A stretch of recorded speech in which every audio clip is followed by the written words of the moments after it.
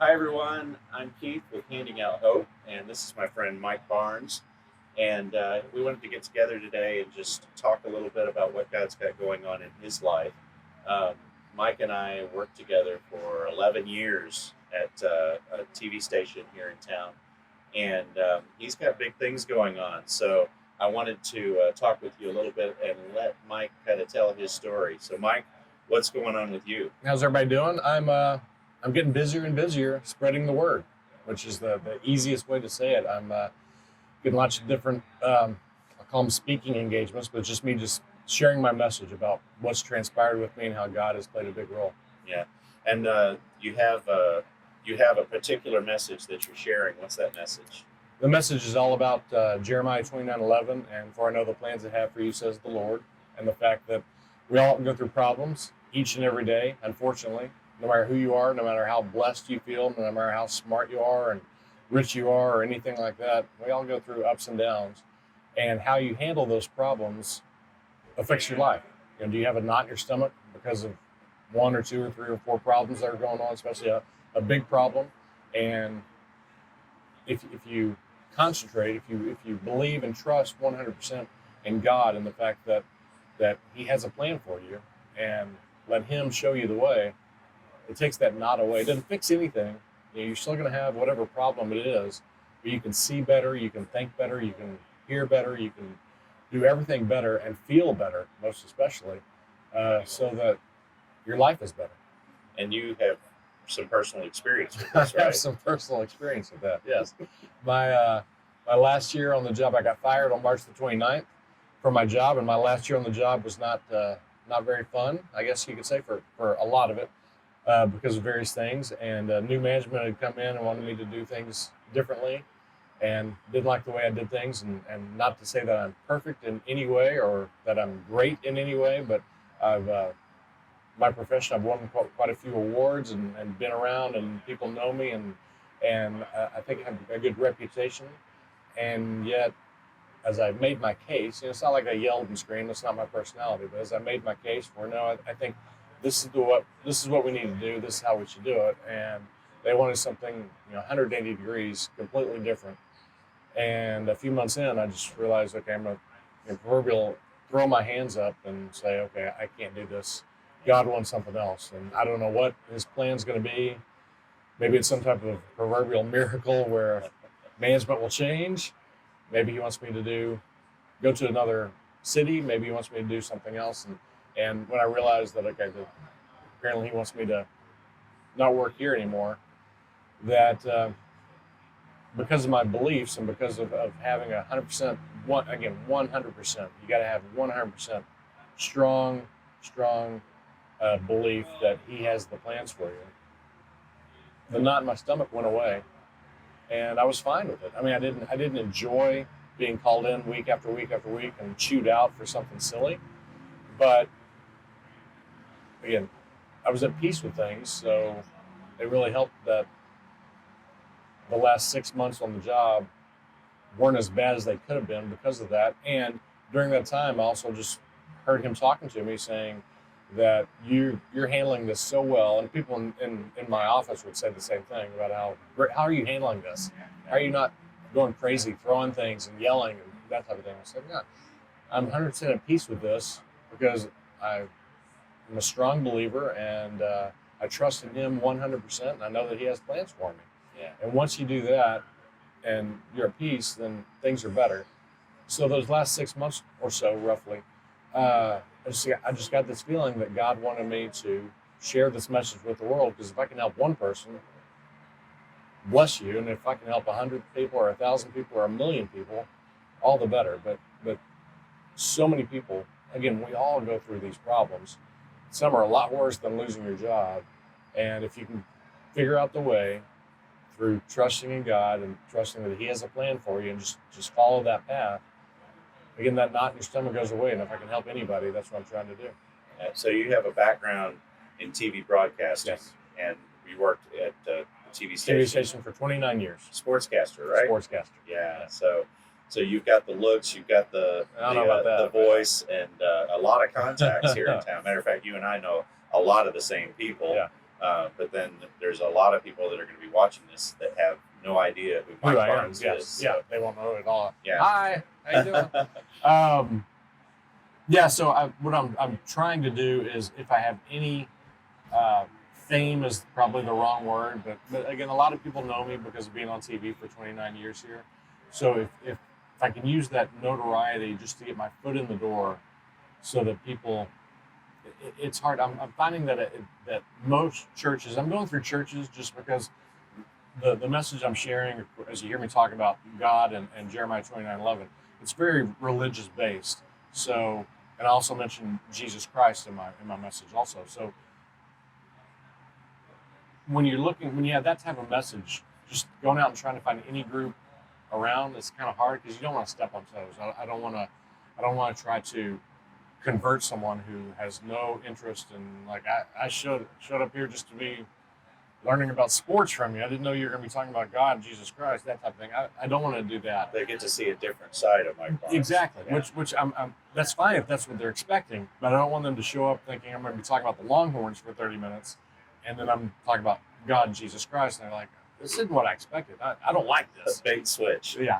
So I'm not going to. So I've been going through churches to try to find churches to talk to, and I'm finding out very, very quickly that a lot of churches, they don't want, unless they really know you and really trust you, they're not going to give you the proverbial pulpit, whether it's in their congregation, in a men's ministry, women's ministry, whatever it may be.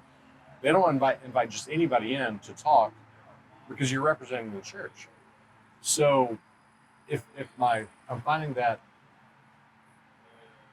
fame, again, isn't a good word, but any type of fame I have, it gets my foot in the door and people know me and trust me, even though they just see me on TV.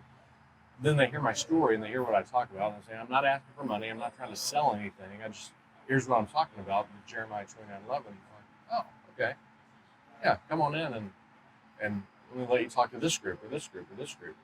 And seeing the response is kind of overwhelming, because it's just, it shows me that I'm doing the right thing. But it's just a matter of getting my foot in the door. So I've contacted so many people, and then some people don't know me. And the people who don't know me, whether they don't watch TV or they watch another channel, whatever it may be, and they're the ones who are like, we're not really interested. Okay, that's fine. Right. But the ones who again, I'm getting my foot in the door, and my foot's really getting in the door when they hear what I'm talking about. And I've had 6 or 7 times where I've got to share the message so far. Summer's been very slow because of churches don't like to do things during the summer. Right. Churches have people going on vacation, people who work at the church, people who go to the church. So we're like, we don't really have anything going on right now. How about in the fall? So I've got so much happening in the fall. I lined up 2 more this week that I'm going to be doing. I'm leaving tomorrow. I'm leaving today to talk tomorrow in San Angelo. I've got, I want to say, 12 lined up over the next 6 weeks, and a lot more in the works, where it's just people who are saying, let me find something, a good time for you to talk, and we'll set things up. What do you see God doing with this? How is He working in your life and in the lives of the people that you're making contact with? How is He working? He's giving me the opportunity, the platform to help people, and so many people at every message I've delivered, so many people have come up to me afterwards thanking me and talking about a problem that they've had or a problem that they're going through right now, and how that's what I have to do. I've got to do that. I've got to trust in God and realize that He does have a plan for me, and God, I've got to get that. I've got to get that knot out of my stomach. Do you have a particular example that you could share? Of a particular person? No one. Well, a vague unknown entity, Gosh, a vague unknown person. I'm trying to think of one. What I'm seeing is people are struggling everywhere. Oh yeah.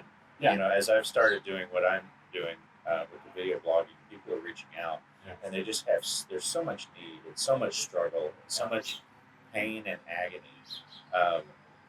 And what types of things are you coming across? Well, a guy comes up to me. I spoke last Sunday at two different ministries at a church.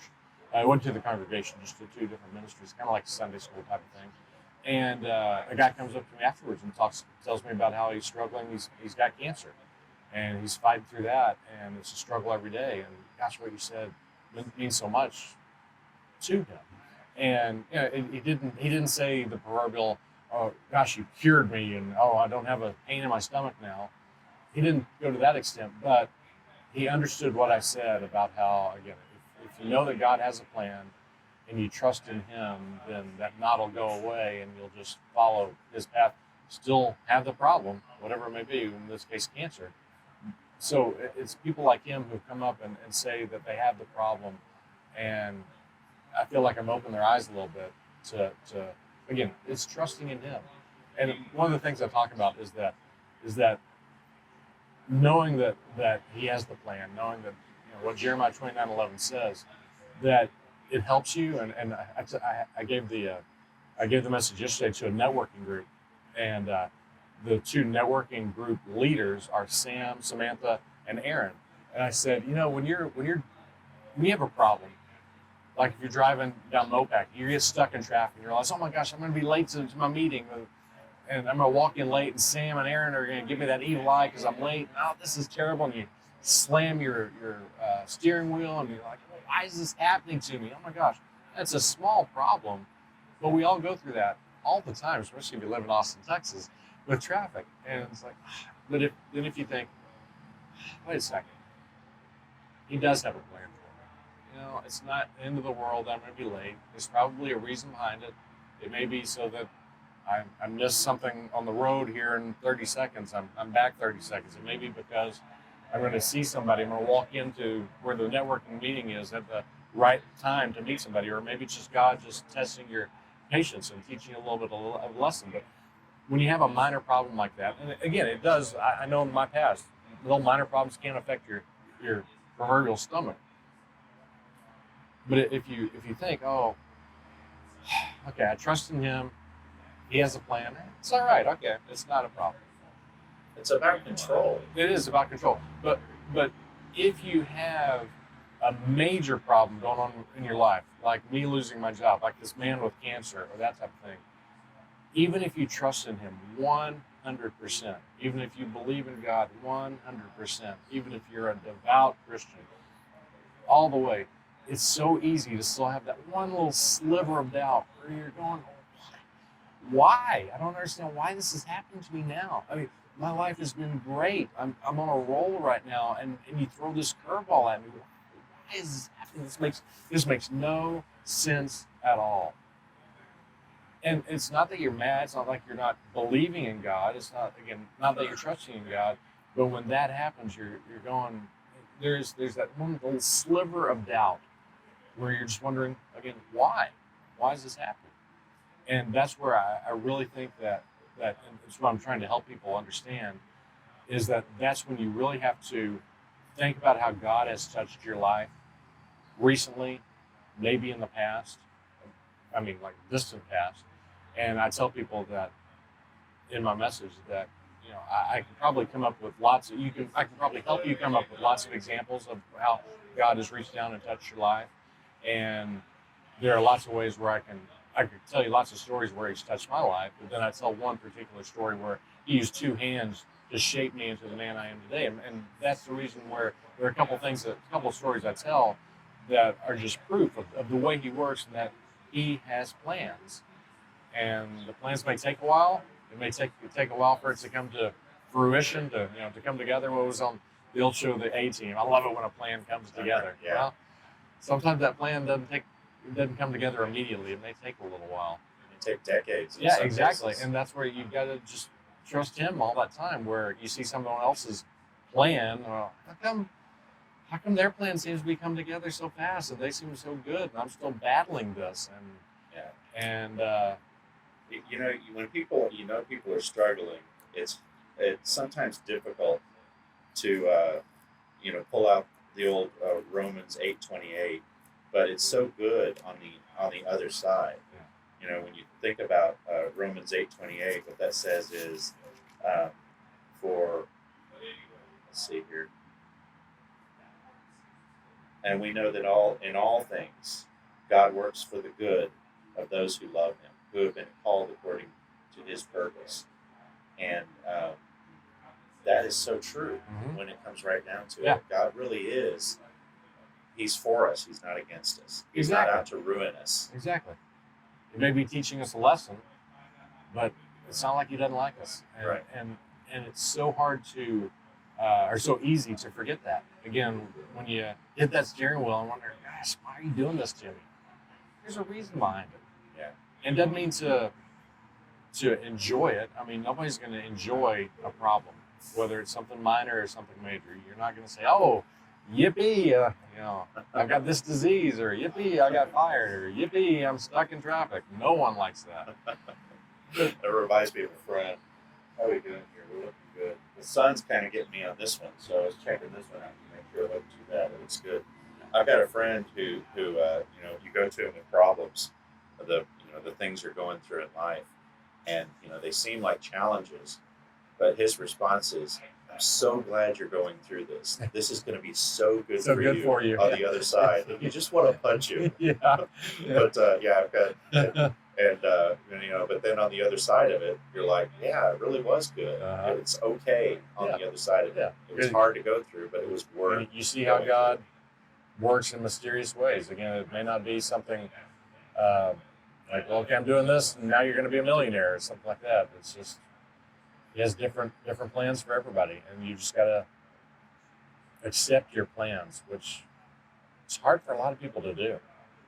And I understand that because you want better, you want the best, and you think you know your plan, and he has a different plan maybe. So that's one of the problems I talk about is that one of the challenges, not problem, one of the challenges that you have during this is that first is that we don't know his plan. We think we do. I think his plan for me is to share this message with the world. And there were times this summer I was like, oh, am I hearing you wrong? Because I'm not getting to share with anybody. I'm just kind of sitting around emailing people left and right, and it's not really working. Now that I'm able to do it, I see where he's going and I see how it's working. But there's so many times when you just don't see and understand what his plan is, or maybe you think you're reading it the wrong way just because of what you think you want. And it goes back to trust. You just got to trust him 100%. And if you do, that knot will get out of your stomach and just make your life better. Yeah. What about people that are stuck, focused on the negative? What are your words for them? Wow, that's a good question. Again, I guess it goes back to the fact that you just got to trust him. And there's a part of my message where I just repeat over and over and over that it's not a. It's kind of like I'm going to give you a bad comparison here, but if I won't pick on the team. If you're a sports fan, and you trust your quarterback, I know, okay, we're down by 5, final minute of the game. I know that he's going to lead us downfield. We're going to get the win. I trust him. You trust your ace pitcher when it's the 7th game of the World Series. Oh, I know we're going to win. We're going to get the World Series. There's still going to be that sliver of doubt. There always is, where you go, oh, I knew that was going to happen. He always does that to us during a big game. Oh, that time. You've got to trust in God 100%. All in. 100%. Because again, if you have even that sliver of a doubt, no matter what size your problem is, sliver of a doubt, then you're going to find yourself asking why. And once you ask why, that knot in your stomach appears and gets bigger and bigger and bigger and bigger and bigger, and it slows down your life. It hurts your life. So it's a matter of trusting him. And it's not easy because again, I've had times it's been 5.5 months since I got fired, and there have been times in that 5.5 months where most of the time I've felt this calling for the last year roughly. But there have been times over the last 5.5 months with no paycheck coming in, as my wife and I are trying to start another business and try to find clients. So yes, we get clients every once in a while, but it's not the regular every 2-week paycheck. So there have been times over the last 5 months where I'm not getting traction. I'm not getting people to bring me in to talk. I'm not getting any money. I'm going to say, well, why am I doing that? And every once in a while, that little sliver comes in, and I do ask why, but it's not a hit the steering wheel why. It's just, okay, why? And then immediately he says something to me, or immediately something happens, I realize, oh, you're okay. You're right. I'm staying on path. I trust you 100%. It's just every once in a while, no matter who you are, even me, even you, no matter who you are, every once in a while you'll get that little sliver of a doubt. Because, and part of it is, again, it's not that you don't trust God, it's that you don't trust yourself. Because again, you don't know. It's not like there's a billboard over there that says, "Here's the message for Mike," and here's the word. Here's the message for Keith, and here's the words. You're just listening. You're praying, and you're thinking, and okay, that's what you want. That's what you want me to do. Okay, that's what I'll do. But sometimes it's not that you don't trust Him. At least for me, you don't. It's not that you don't trust Him. You don't trust yourself. Make sure. Am I hearing you right? I admit I don't have the best of ears sometimes, so maybe I'm. I tend to hearing be a you little wrong. hard. No, okay, I'm hearing you. I'm hearing you right. Okay, Yeah. I mean, it is. It's a trust factor, and it's not only him. It's you that you have to make sure that you're not, telling yourself that, well, he wants me to sell everything I have and then go try out for the Cowboys. Okay, if he's telling me that I'm 52 years old, that's not going to work very well because I can't make the Cowboys at 52, and with my condition, I'm not exactly a top athlete. So, anyway, so you got to trust yourself, and it's a daily battle for everybody. Yeah. Where are you finding your blessings? Blessings. My wife, my family, they've been behind me 100% since this started. If you tell your spouse that first you tell your spouse. In December, I called her from work and told her after I had a terrible meeting and told her I'm losing my job. I don't know when it's going to happen, but it's going to be relatively soon. And I came home and I hugged her and she said, I'm with you 100%. And February 1st, I got put on probation. And so they gave them proverbial cause to fire me. And once again, I said, I'm sorry this is happening. And she said, I'm with you 100%. And having that type of support helps. But even since then, as we've started this, and yes, my wife and I do have a money-making business, so we're trying to make money consulting in various ways. But there are still most days where I'm out having the proverbial coffee or lunch or a meeting or an email meeting or proverbial trade emails with pastors or associate pastors around the area. And I don't have time to do this today. Well, are you making any money off this? She didn't ask that, but she knows. Like, no, I'm not making any money off of this. I'm not asking for money. I'm not selling anything. So there's no life insurance, runaround like, hey, yeah, and I'm also going to make a few $1,000s selling you some life insurance. Well, I'll talk about Jeremiah 29:11. But the fact that my wife and both my kids, they're supportive, but they've also helped in different ways to let me go on this venture, I guess you could say. I don't know if venture is not the right word, but this trek as I'm looking for just places to talk, places to share my message. And there was a day, it was 2 weeks ago, where I had 3 meetings in one day. They were at 9 a.m., 11 a.m., and 2 p.m. So my morning was gone. I couldn't, if my wife had said, yeah, well, we need to do this, we need to talk about this with the business, we need to work up this proposal, I couldn't do it. I was gone spreading the good word, which is great, but I'm not bringing in money by doing this. I'm off doing something else. She has supported me 100%, which is great.